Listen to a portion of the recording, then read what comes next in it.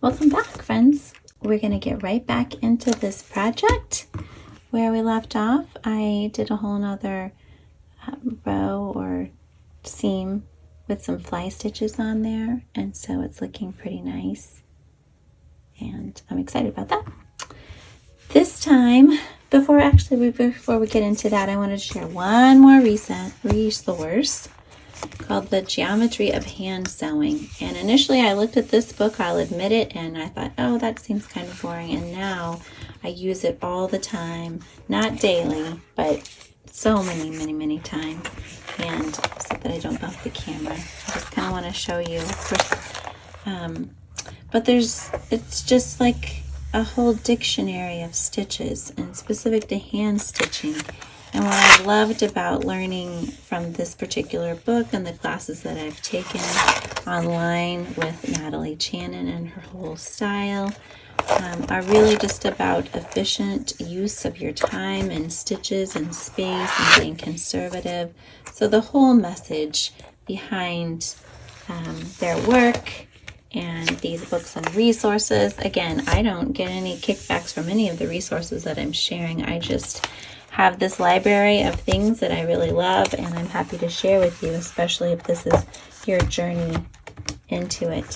What I'm looking to find are these little templates, and so it really is the geometry. And so if you're learning a new stitch and you like to have some sort of guide instead of just winging it as I've been showing you, sometimes, we don't get to a place of being able to wing it like this until we've had a good amount of practice and experience. And so that's what I love with this. You can take your friction pen, which I usually do, and just lay this on the fabric. And each stitch that you select from the book tells you which grid to use. And then you just kind of lay it on there. And then you can just put your little dot in there. And when you're done sewing, you can hit it with an iron and they disappear. So if you are someone who likes to have things look very exact and don't need it to be too organic, then that might be something that you would like to have as a resource. I think I've even seen it at the library, so it's not always something that you'll need to purchase. So as I was thinking about what we would do next, I really like just some straight stitch. So we've done the running stitch, but I'm just going to add some straight stitches in a different pattern here. And then if I have time for this little video, I'm going to do a blanket stitch, probably around here, which is going to make this kind of framed up in like a little bit of a door. So that's my plan. And so I don't have anything for us to read today. Well, first let me tell you what I'm doing. I have this light green thread. I'm hoping that it's going to show up. I'm just going to kind of make a V. I guess it could be like a zigzag. And it's going to be like, it's going to be pretty light green. And it's going to be kind of like the bottom of a tulip. So I may even add some flowers. This might be kind of like a line. But I just like the idea of that, and then just playing around with different lengths of stitches that come down into that. So that's what that's going to look like right there. Isn't that lovely? I just like I guess it's kind of like an arrow. So I'm going to just continue along and chat with you for a little bit. This is a kind of a poking method rather than that efficient use of the needle that I've been talking about. I probably could just pivot so that I don't have to poke in and out. But I've been starting a draft of my research, and my title has a bit of a quote from the poet that I've been reading from so often. And one of the lines is liberating a vast space of you. And I was just reflecting on that as I was planning this video today and thinking, it's spring, I have spring break, but my kids don't, and so I have some time and space to myself during the day, which is a rare thing. And, just thinking about that, liberating a vast space of you. If you had time, what would you do? Do you like to spring clean? Are there things you would like to change?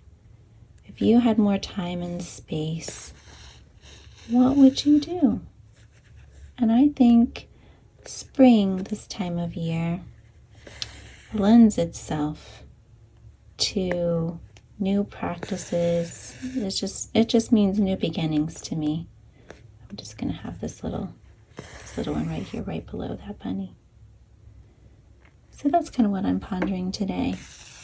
What are you thinking about whenever you have spring arrive?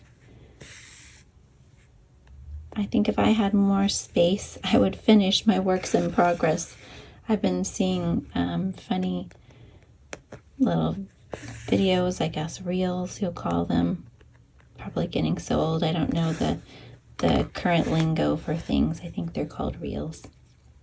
About works in progress and how they're calling to you, but yet many of us go ahead and start a whole new project, right? I always have several going.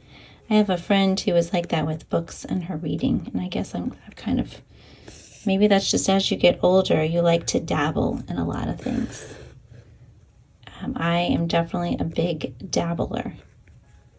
I like to try new things, and I know my youngest daughter is like that too. We kind of are lifelong learners, and we feel most alive when we're trying something new or being creative like this. And I think that's why this idea of taking something that I've created and sewn little pieces of scraps together and then just having a new spin beyond the lovely meditative stitch, the running stitch, what else can we do?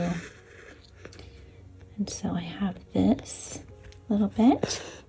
I just like the idea of playing in this creativity and really looking at this and thinking about what makes sense and where to put it. See if I can zoom that in a little bit. So that's kind of what that's looking like. And now I'll have to decide if I just want to leave that there or if I want to add some flowers in a little bit. But we'll do that and we'll see how much time I have. And I'm going to go ahead and show you the blanket stitch probably around the door.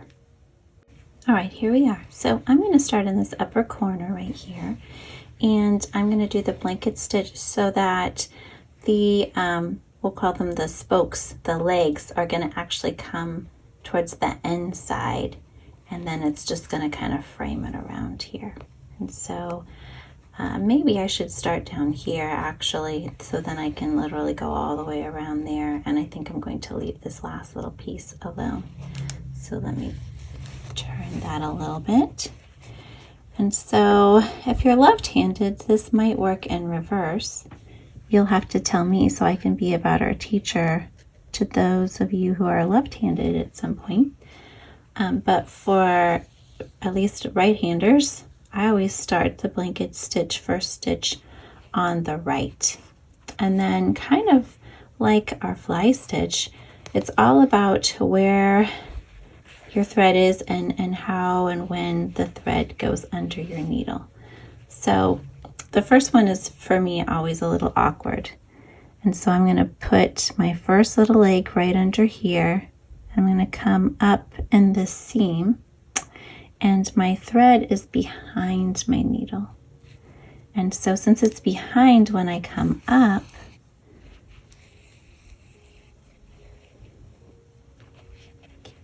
here we go.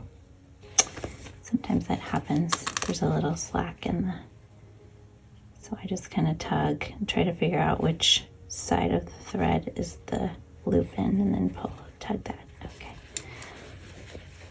There we go. And so it's not going to be totally visible. Really, I'm just hoping that the legs show up the most, but it's, I'm going to see that little bit along here, the top part, kind of like a table. This would be the top. And I'm just going to kind of go along And again, I tried to make my thread a little shorter. So let's do this again. Put it in camera shot. So come down about the same length. Just pivot the needle up. And I like to hold it in place until, and I tug. And then you can kind of see it's a little bit more in there. And then I just kind of throw my thread over my hand a little bit just to get it out of the way. And then just pop it up, making sure I push my needle high so I can catch it and make sure that that thread is under it. And then just keep going. Wrap it around over there. And I think we did this one whenever I was doing mending. And after I felted, I did a little blanket stitch around the fruit basket. And an update on that is the felting really has stayed through several washes and is lovely.